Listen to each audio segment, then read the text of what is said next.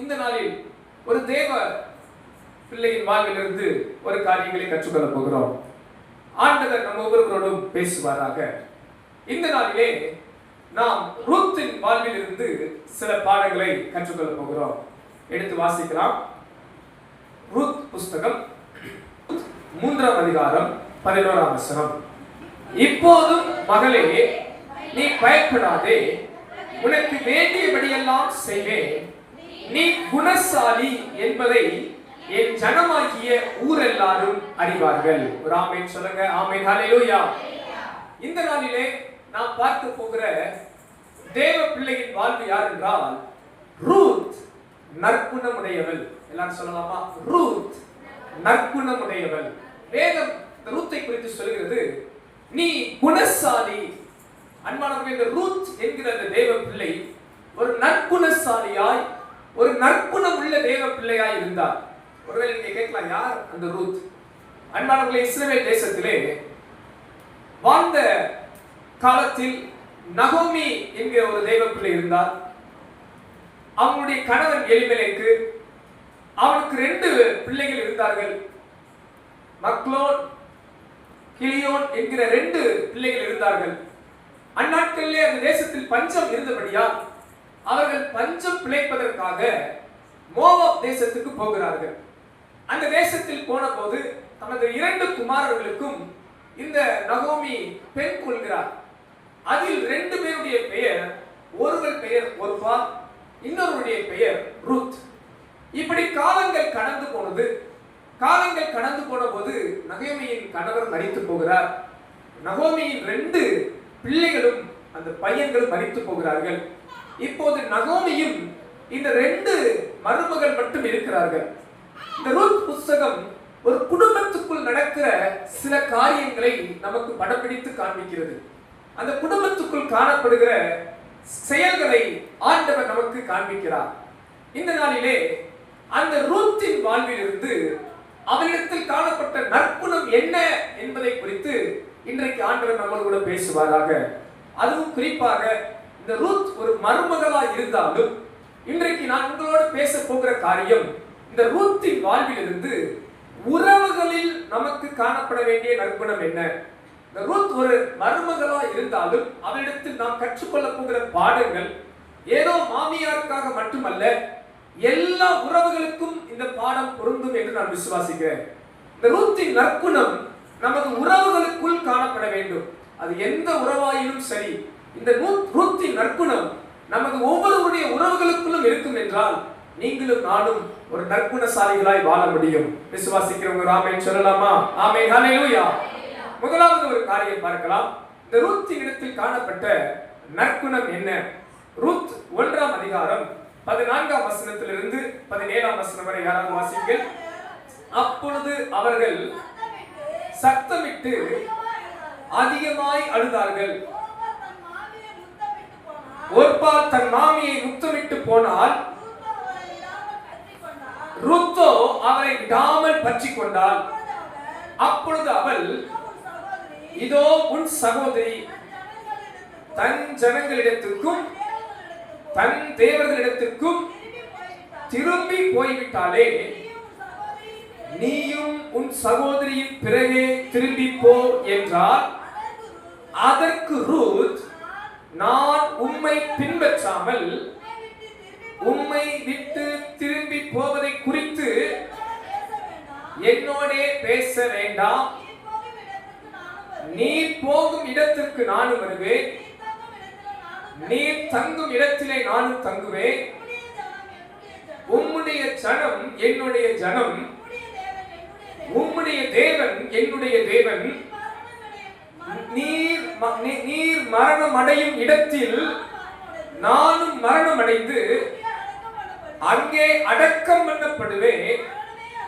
மரணமே அல்லாமல் வேறொன்றும் உம்மை விட்டு என்னை பிரித்தால் கர்த்தர் அதற்கு சரியாகவும் அதற்கு அதிகமாகவும் எனக்கு செய்ய கடவர் என்றார். ஒரு ஆமென் சொல்லுங்க. ஆமென், ஹல்லேலூயா. அன்பானவர்களே, இந்த வார்த்தையை நல்லா கவனிச்சு பாருங்க. இந்த நகோமி ஒரு நல்ல மாமியார். தன் கணவனை இறந்துட்டா, தனது பிள்ளைகள் இறந்துட்டா இந்த மருமகள்கள் அவர்களோடு தனித்திருக்கிற சூழல். இந்த நகோமிக்கு ஒரு செய்தி வருகிறது, நம் சொந்த தேசத்துல மறுபடியும் ஆண்டவர் ஆசீர்வதித்து தேசம் செழிப்பா இருக்கிறது என்று கேள்விப்பட்ட உடனே மீண்டும் இஸ்ரவேல் தேசத்துக்கு நகோமி போகலாம்ன்ற எண்ணம் வருகிறது. ஆனால் இந்த நகோமி தனது 2 விதவையாய் இருக்கிற மருமகளை அழைத்துக் கொண்டு அங்க போனா என்ன செய்ய முடியும், அந்த பிள்ளைக்கு என்ன வாழ்க்கை கொடுக்க முடியும் அப்படின்னு சொல்லி 2 பேரையும் கூப்பிட்டு, அம்மா நீங்க தயவு செஞ்சு உங்க தாய் வீட்டுக்கு போயிருங்க, அங்க போய் நீங்க நல்ல ஒரு மறுமணம் முடித்து நல்லா வாழுங்க, எனக்கு இன்னும் பிள்ளையா இருக்கு, இனி நான் கல்யாணம் முடிச்சு உங்களுக்கு பிள்ளை கொடுக்க முடியுமா, அதுக்கு வாய்ப்பே இல்லை, உங்க வாழ்க்கையை தேடிக்கொள்ளுங்கள் என்று சொன்னபோது ஒருபால் அப்படியே அந்த வார்த்தையை கேட்டுவிட்டு போய்விட்டார். ஆனால் வேதம் சொல்றது, ரூத்தோ விட்டாமல் நகோமியை பற்றி கொண்டார். நல்லா கவனித்து பாருங்க அன்பானவர்களே, இந்த மாமியாரும் நல்ல மாமியார், இந்த ரூத் ஒரு நல்ல மருமகள்.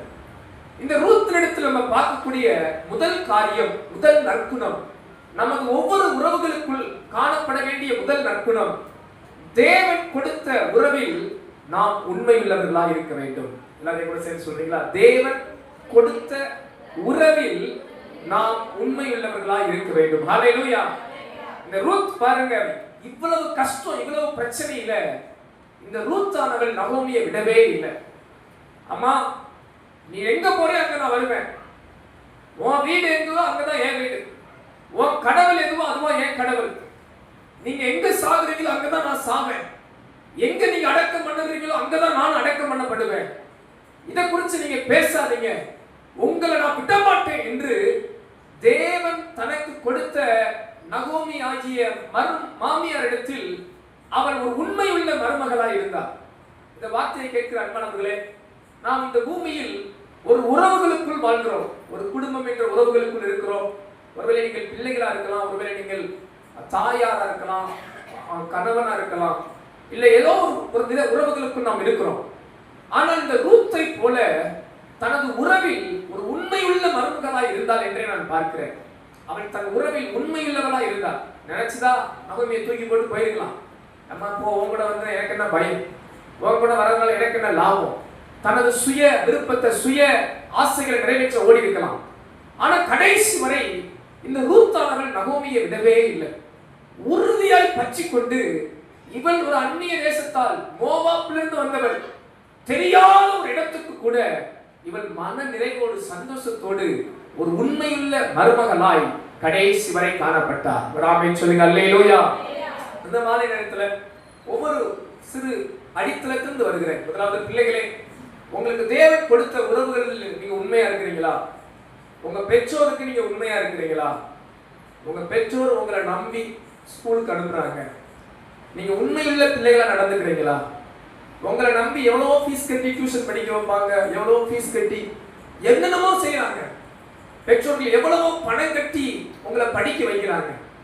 ஆனா இந்த காலத்துல பிள்ளைகள் எதுக்கு ஸ்கூலுக்கு போறாங்க கேட்டா, நல்லா ஜாலியா போயிட்டு ஃப்ரெண்ட்ஸோட கொஞ்சம் ஊர் சுத்திட்டு கொஞ்சம் நல்லா ஸ்நாக்ஸ் சாப்பிட்டுட்டு அன்னைக்கு என்ஜாய் பண்ணிட்டு, என்னப்பா பாடம் படிச்சுன்னு கேட்டா ஒன்றும் தெரியாது, அன்னைக்கு என்ன பாடம் நடத்துனாங்கன்னு நிறைய பேருக்கு தெரியாது, தலையை சொரிஞ்சிட்டு காலத்தை தள்ளிடுவாங்க. அன்பான இளம் பிள்ளைகளே, நீங்க தேவன் உங்களுக்கு கொடுத்த அந்த உறவுல குடும்பத்துல பெற்றோருக்கு உண்மையுள்ள பிள்ளைகளா இருந்தீங்கன்னா நீங்க போன நோக்கத்துக்கு சரியா செய்வீங்க. படிக்க போனா படிக்கிற வேலையை மட்டும் பார்ப்பீங்க, காலேஜுக்கு படிக்க அனுப்புனா படிக்கிற வேலையை மட்டும் பார்ப்பீங்க, சிறு பிள்ளைகள் ஸ்கூலுக்கு போனா அந்த கவனத்தை மட்டும் செலுத்துவீங்க. உண்மையுள்ள பிள்ளைகளா நீங்க இருக்கணும். எத்தனை பேர் ஆமென் சொல்றீங்க? அல்லேலூயா.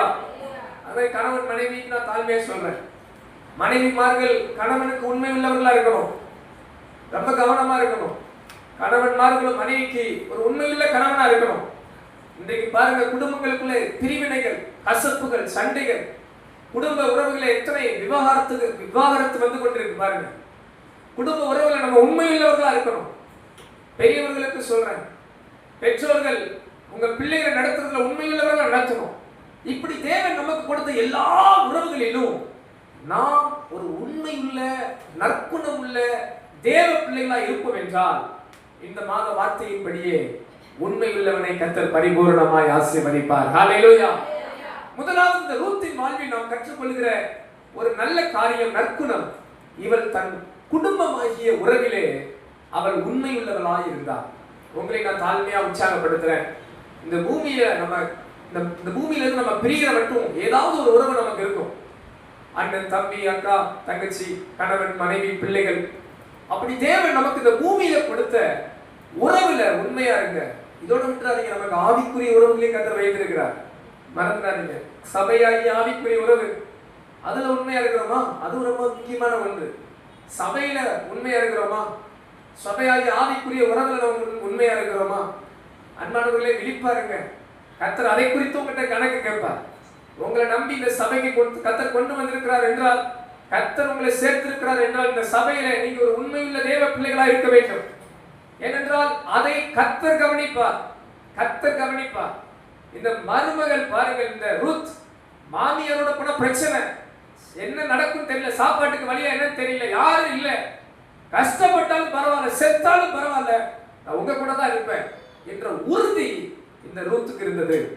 அன்பான மாநிலத்தில் உங்க எல்லாரையும் உற்சாகப்படுத்துற, தேவன் நமக்கு கொடுத்த உறவுல உண்மையுள்ளவர்களா இருப்போம். ஹல்லேலூயா. பக்கத்துல இருக்கவங்க பார்த்து சொல்லுங்க, தேவன் நமக்கு கொடுத்த உறவுகளில் உண்மையுள்ளவர்களா இருப்போம். ஹல்லேலூயா.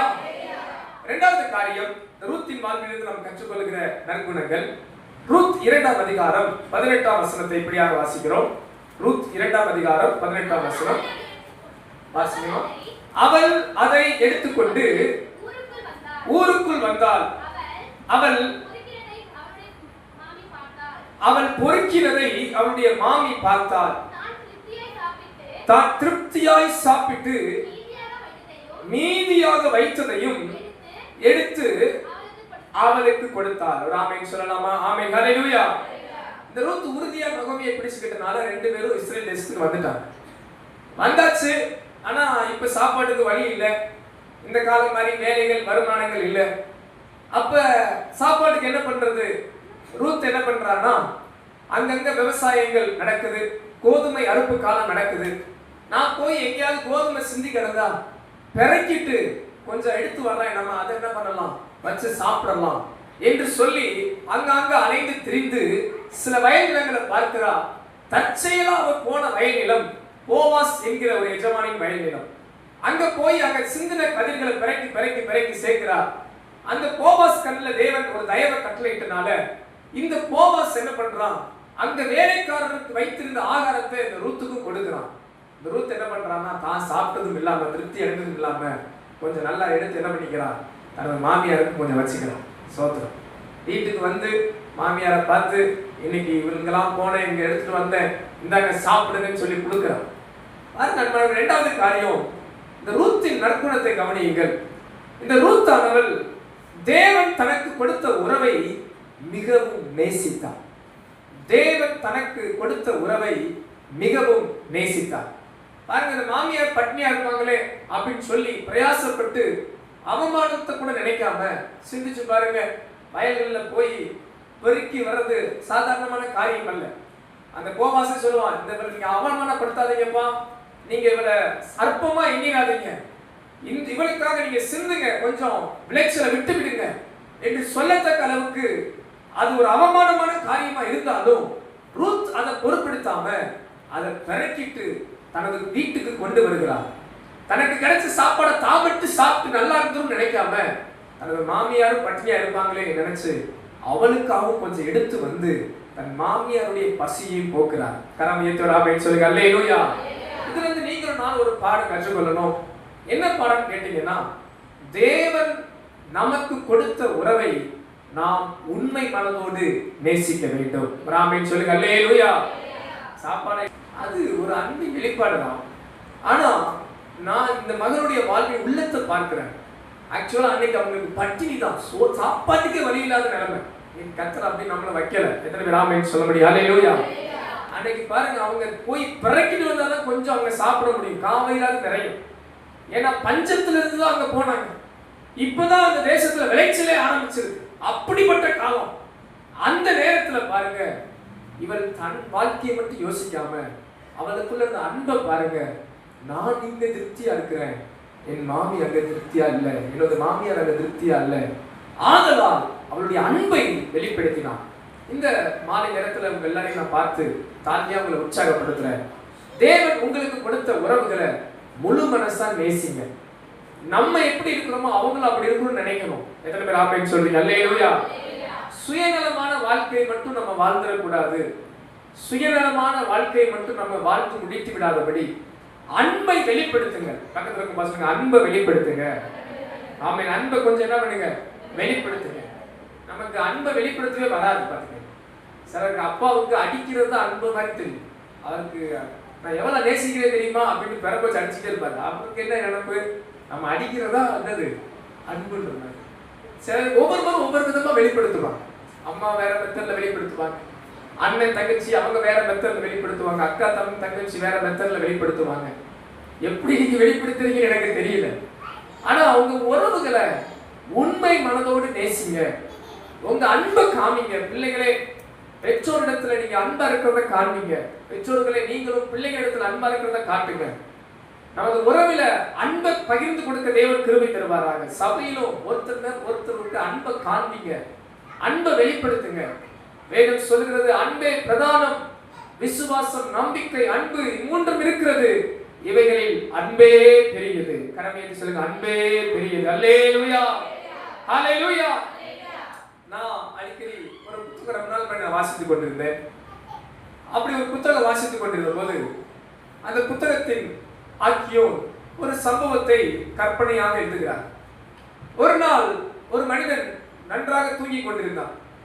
அவன் தூங்கிக் கொண்டிருக்கும் போது அவன் மனதில் ஒரு கற்பனை, ஒரு கனவு வருகிறது, சொப்பனம் வருகிறது. அந்த சொப்பனத்திலே பார்த்தால் இவர் தனது வீட்டில் பெருக்கூட்ட மக்கள் இருக்கிறார்கள். பெருக்கூட்டமான மக்கள் அவர் வீட்டை சூழ்ந்து இருக்கிறார்கள்.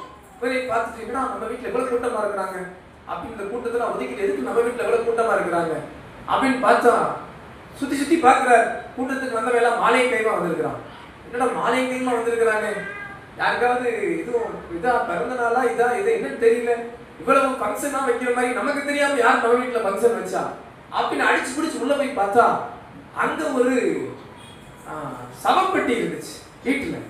என்னடா நமக்கு தெரியாம நம்ம வீட்டுல யாரும் இறந்து கிடக்குறாங்களே அப்படின்னு சுத்தி வந்து எட்டி பார்த்தா இவனுடைய சடல இருந்துச்சு. தூக்கி வாரி போட்டுச்சு இவருக்கு. இவனோட சடலத்துக்கு என்னடா நான் செத்து போயிட்டான் அப்படின்னு சுத்தி இருக்கிற எல்லாரையும் பார்த்தா நிறைய பேர் நல்ல சந்தோஷமா இருந்தாங்க. சில பேர் சில பேசிட்டாங்களாம், இவன் ஆடின ஆட்டத்துக்கு எப்பா இப்பயாவது போய் சேர்ந்தானே அப்படின்னு முழுமுன்னு பேசிக்கிட்டாங்களாம்.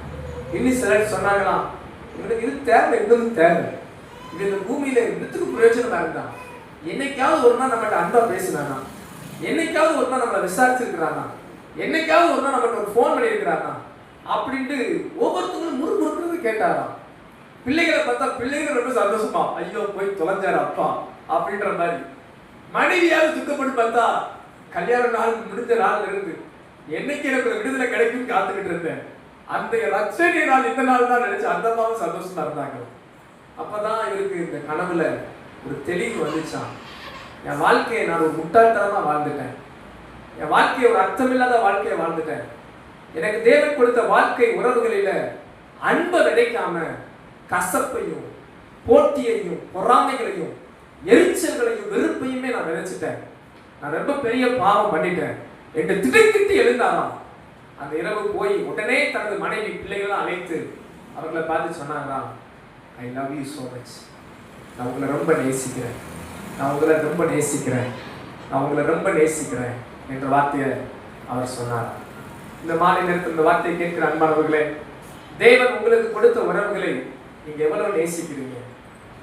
அவங்களாம் ரொம்ப மோசமானவங்க அப்படின்னு குறைகளே சொல்லி காலத்தை ஓட்ட போறீங்களா? இல்ல நமக்கு தேவன் கொடுத்த அந்த வாழ்க்கையில ஒரு உண்மையான அன்பை காமிச்சு அவங்க வாழ்க்கையில ஒரு மாற்றத்தை கொடுக்க போறீங்களா?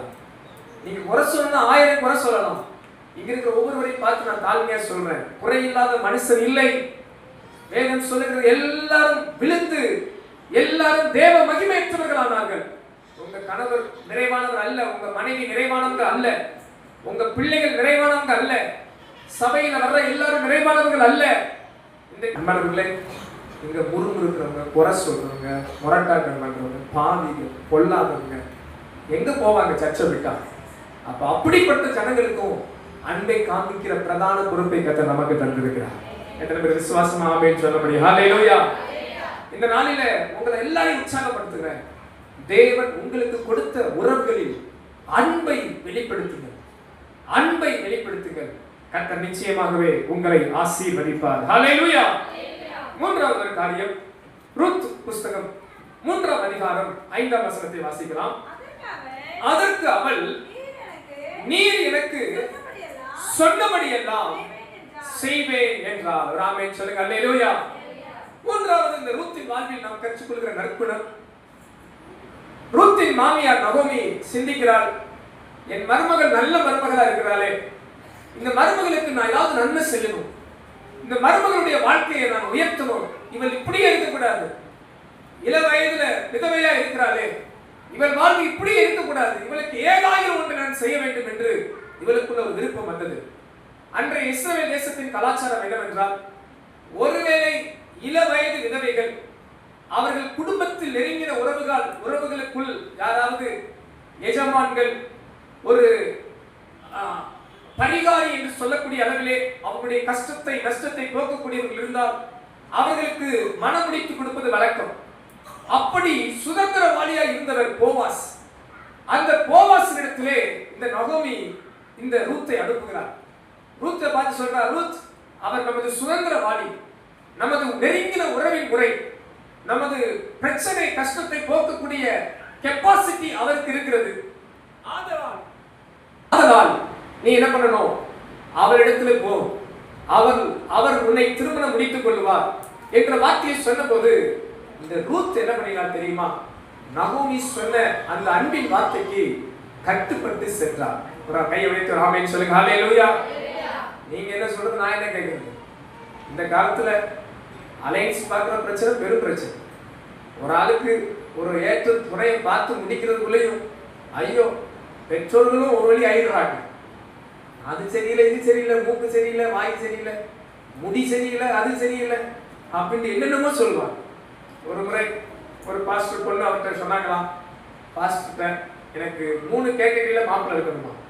அது சொன்னாங்களாம், உண்மை சம்பவம், ஏன்னா நாட்டு பக்கத்தில் இருக்கிறால எனக்கு தெரியும், அதனால சொல்லும்போது சொன்னாங்க, அவங்க இந்த டாக்டர் சொல்றாங்க, ரொம்ப படிச்சிருக்கணும், ரொம்ப அறிவாளியா இருக்கணுமா, ரொம்ப அறிவாளியா இருக்கணுமா. சோத்திரம், அறிவாளியை கண்டுபிடிக்கணும். அடுத்து 2வது ரொம்ப அழகானவனா இருக்கணுமா. சோத்திரம், அழகானவனையும் கண்டுபிடிக்கணும். 3வது ரொம்ப ஆஸ்தி உள்ளவனா இருக்கணுமா. சோத்திரம், பரவாயில்ல, நல்ல ஆசை. இப்படி பாருங்க, ஒவ்வொருவருக்கும் ஒவ்வொரு ஆசையும் இருக்கும்.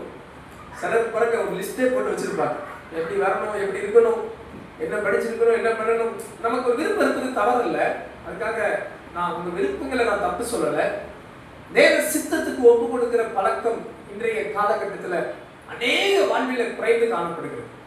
தேவன் நமக்கு என்ன முன்குறித்திருக்கிறார், தேவன் நமக்கு ஏற்படுத்தின வாழ்க்கை என்ன, தேவ சித்தத்தின்படி ஒரு வாழ்க்கை துணையை தேர்ந்தெடுப்போம் என்று அநேகர் ஏற்றுக்கொள்வதில்லை. ஆனா பாருங்க, இந்த ரூத் பாருங்க, மாமியார் சொல்லிட்டாங்க, போவாஸ் அழகா இருப்பாரா, எப்படி இருப்பா. ஆனா வேதத்தை பார்த்தீங்கன்னா போவாஸ் அதிக வயதுடையவர் என்ற ஒரு இலக்கமும் இருக்கிறது. ஆனால் பாருங்க, இந்த ரூத் தனது மாமியாருடைய வார்த்தையில் கட்டுப்பட்டு அவள் அன்பு நிமித்தம் கீழ்ப்படிந்தவளாய் நடந்து கொண்டார். கையை வைத்து ஆமென் சொல்லலாமா? ஆமென். அல்லேலூயா. அன்பார்களே, இதிலிருந்து நான் உங்களுக்கு காண்பிக்கிற ஒரு காரியம், அலைன்ஸ் பத்தி நான் பேச வரல.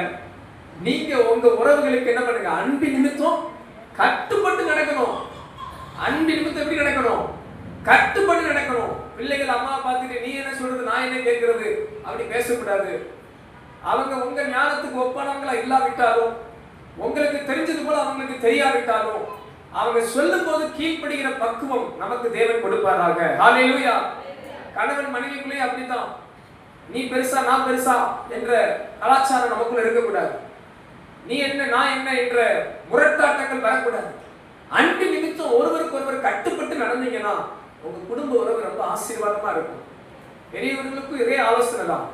உறவுகளில ஒரு அண்டர்ஸ்டாண்டிங் இருக்கட்டும். எல்லாருக்குள்ளேயும் ஒரு குடும்பம் என்கிற ஒரு அண்டர்ஸ்டாண்டிங் இருந்துச்சுன்னா அந்த குடும்பம் போல ஒரு ஆசீர்வாதமான குடும்பம் எதுவும் இல்லை. ஹல்லேலூயா. சபையில அப்படிதான், அவங்க என்ன சொல்றது இவங்க என்ன சொல்றது அப்படி என்ற எண்ணம் வந்துச்சுனாவே நீங்களும் நானும் பிசாசுக்கு இடம் கொடுக்கிறோம் என்ற அர்த்தம். யார் சொன்னா என்ன, நல்லமானது யார் சொன்னாலும் கேட்போம் என்கிற எண்ணம் நமக்குள்ள வந்துருச்சுன்னா கர்த்தர் நம்மை கொண்டு பெரிய காரியங்களை செய்வார். எத்தனை பேர் ஆமென் சொல்ல முடியும்? ஹல்லேலூயா. இதெல்லாம் நற்குணத்தின் அடையாளங்கள். ரூத் அன்பின் நிமித்தம் தேவன் தனக்கு கொடுத்த உறவுக்கு கட்டுப்பட்டு நடந்தார். ஆதலால் முடிவு என்னன்னு தெரியுமா? தாவீது ராஜா பிறந்த சந்ததி இந்த ரூத்தின் தலைமுறையில் வந்தது. போவாஸ் ரூத்தின் மூலமாய் ஓபேத்தை பெற்றான். ஓபேத் ஈசாயை பெற்றான். ஈசாய் தாவீது ராஜாவை பெற்றான் என்று வேதத்தில் வாசிக்கிறோம். கரம் ஏற்று ஆமென் சொல்லுங்க. ஹல்லேலூயா. இந்த ரூத்தோட பேரன் தான் யாரு? தாவீது ராஜா. இவர் பாருங்க, ஒரு மோவாப் தேசத்தின் பெண். இஸ்ரவேல் ஜனங்கள் பழைய ஏற்பாட்டு பிரமாணத்திலே மோவாப் ஜனங்களை கண்டால் ஒரு அருவருப்பாய் பார்ப்பார்கள். அந்நிய ஜனங்கள் என்று பார்க்கக்கூடிய ஜனம். ஆனால் பாருங்கள், அப்படிப்பட்ட அந்த மகனுடைய நற்குணம் வேதத்தில் நமக்கு ஒரு பாடமாய் வைக்கப்பட்டிருக்கிறது. இன்றைக்கு பாருங்கள், உலகத்தில் எத்தனையோ நற்குணம் உள்ளவர்கள் இருக்கிறார்கள், நல்ல குணசாலிகள் எத்தனையோ பேர் இருக்கிறார்கள். ஆனால் உங்களை என்னை தேவன் ஒரு நற்குணம் உள்ளவர்களாய் மாற்றுவாராக. குறிப்பாக உறவுகளுக்குள் நாம் ஒரு நற்குணசாலிகளாய் மாற கர்த்தர் விரும்புகிறார். உங்கள் தலைமுறை ஆசீர்வாதமாக இருக்கும். நீங்களும் உங்கள் தலைமுறையும் அநேகருக்கு முன்மாதிரியாய் இருப்பீர்கள். கர்த்தர் உங்கள் வாழ்வை நிச்சயமாகவே ஆசீர்வதிப்பார். எத்தனை பேர் ஆமென் சொல்ல முடியும்? ஹல்லேலூயா. ரூத்தின் வாழ்வில் நாம் கற்றுக்கொள்கிற நற்குணங்கள் என்ன? முதலாவது நற்குணம், தேவன் கொடுத்த உறவில் அவள் உண்மையுள்ளவளாய் இருந்தார். நீங்களும் நானும் நமக்கு தேவன் கொடுத்த உறவுகளில் உண்மையாய் இருப்போம். இரண்டாவது நற்குணம் என்ன? தேவன் கொடுத்த உறவுகளை நேசித்தார், அன்பு செலுத்தினார். அன்பானவர்களே, அன்பை விதைப்போம். நான் சொன்ன அந்த ஸ்டோரியை மறந்துடாதீங்க. என்றைக்காவது ஒரு நாள் நாம் இந்த உலகத்தை விட்டு போக போறோம். ஆனா நம்ம இந்த உலகத்தை விட்டு போகும்போது நம்மை குறித்து நமது உறவுகள் என்ன சொல்லுவாங்க? நம்மை குறித்து நமது உறவுகள் என்ன சொல்லுவாங்க? நான் உங்களை ரொம்ப மிஸ் பண்றேன்னு சொல்லுவாங்களா? சந்தோஷம்பா, இன்னைக்காவது போனையே அப்படின்னு சொல்லுவாங்களா? சிந்தியுங்கள். அன்பை விதைப்போம், அன்பை காட்டுவோம். கர்த்தர் நம்மை ஆசீர்வதிப்பார். மூன்றாவது காரியம், நமது உறவுகளில் தேவன் கொடுத்த உறவுகளுக்கு அன்பு நிமித்தம் கட்டுப்பட்டு நடப்போம், கீழ்ப்படிந்து நடப்போம். கீழ்ப்படிதல் நம்மை நிச்சயமாய் ஆசீர்வதிக்கும். இந்த ரூத்தின் வாழ்வில் இருந்துதான் ஒரு ராஜா, நல்ல ராஜா எழும்பினார். உங்கள் சந்ததியில் இருந்தும் தேவன் அநேக ஆசீர்வாதமான ஆட்களை எழும்ப பண்ணுவார். உங்களுடைய நற்குணம் அவர்களுக்கு ஒரு பெரிய பாடமாய் இருக்கும். கர்த்தர் தாமே உங்களை நிறைவாய் ஆசீர்வதிப்பார். அப்படின்னா